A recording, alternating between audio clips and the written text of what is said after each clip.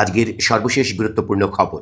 আজ বুধবার 26 আগস্ট 2026 খ্রিস্টাব্দ, 11 ভাদ্র 1433 বঙ্গাব্দ।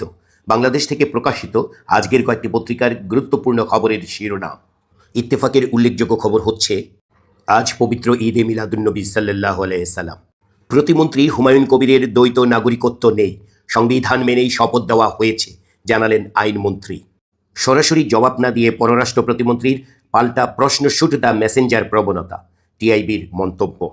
বৈরী আবহাওয়ায় ট্রলার ডুবি। বরগুনার পাথরঘাটায় 5 জেলের মরদেহ উদ্ধার। রংপুরে 4 খুনের মামলা ডিবিতে। এই হত্যাকাণ্ডের নেপথ্যে কোনো বড় শক্তি আছে, বাদীর দাবি। 3 শতাধিক কলেজে একাদশে শিক্ষার্থী নেই। 2026-27 শিক্ষাবর্ষের ভর্তির আবেদন শুরু 2 সেপ্টেম্বর, ক্লাস শুরু 23 সেপ্টেম্বর। হামের উপসর্গে আরও 5 জনের মৃত্যু। ডেঙ্গুতে আক্রান্ত গত বছরের চেয়ে বেশি। একীভূত 5 ব্যাংকের গ্রাহকেরা সেপ্টেম্বর থেকে চাহিদা মতো টাকা তুলতে পারবেন। রাতের ঢাকায় পুলিশ চেকপোস্ট নেই, বাড়ছে নিরাপত্তাহীনতা। 342টি ছিনতাইয়ের হটস্পট, প্রায়শই ছিনতাই হচ্ছে। পুলিশ, র্যাব, পিবিআইতে বড় রদবদল। 141 কোটি টাকা আত্মসাতের অভিযোগ। সাবেক ভূমিমন্ত্রী সাইফুজ্জামান সহ 29 জনের বিরুদ্ধে দুদকের মামলা। সমকালীর গুরুত্বপূর্ণ খবর হচ্ছে, দেশে 386 কিশোর গ্যাং, 4,500 সদস্য বেপরোয়া। সংসদের তৃতীয় অধিবেশন বসছে কাল। 13 স্থায়ী কমিটির সভাপতির পদ হারাচ্ছে বিরোধী দল।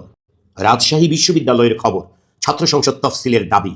রাকসুর জিএস আম্মারের দায় নেবে না শিবির। ম্যানহোলে মাথা বের করার মুহূর্তে গাড়ি চাপা ওয়াসা কর্মীর মৃত্যু। ঘটনাটি ঘটেছে রাজধানীর মিরপুর 10 নম্বরে।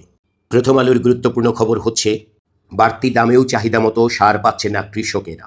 একের পর এক ভয়ঙ্কর খুন। যুগান্তরের উল্লেখযোগ্য খবর হচ্ছে, নভেম্বরে ইউপি দিয়ে স্থানীয় সরকার নির্বাচন শুরু, জানালেন নির্বাচন কমিশনার মাসউদ। পটুয়াখালীর গলাচিপা ও বান্দরবানের লামা, এই 2 এলাকায় খাল সত্ত্বে যেতে হয় স্কুলে। কক্সবাজারে বিএনপি আওয়ামী লীগ নেতাদের অবৈধ স্থাপনা রক্ষায় নকশা বদল। সৈকতের বালিয়াড়ি কেটে সড়ক। শিল্পে গ্যাস সংকট কাটছেই না, তেল কিনতে 6,500 কোটি টাকা চায় পিডিবি। আজকের পত্রিকার উল্লেখযোগ্য খবর হচ্ছে, বিদিশা সিদ্দিক গ্রেপ্তার। কক্সবাজারের খবর, রাখাইনে ফেরার দাবিতে লাখো রোহিঙ্গার সমাবেশ। মুক্তিপণ চাওয়ার পর ফোন বন্ধ, 4 দিন পর উদ্ধার কলেজ ছাত্রের লাশ। ঘটনাটি টাঙ্গাইলের নাগরপুরের।